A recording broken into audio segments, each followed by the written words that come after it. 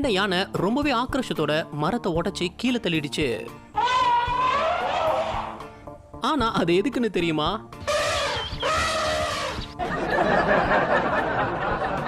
இதுக்காக ஒரு மரத்தை இல்லாம உடைக்கிறது என் கஷ்டம் எனக்கு தான் தெரியும். Okay okay. பண்ணைக்கு வந்த இந்த லேடிக்கு ஒட்டக பால் கொடுத்து இம்ப்ரெஸ் பண்ண நினைச்சிருக்காரு நம்ம அங்கிள் ஜி. ஆனா அங்க வந்த ஒட்டகம்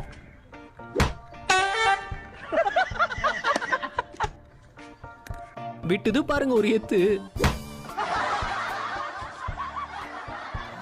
பூனைங்களுக்கு மீன் சாப்பிட ரொம்பவே பிடிக்கும். ஆனா அதுங்களுக்கு பிடிக்காத சாப்பாடு கொடுக்கும்போது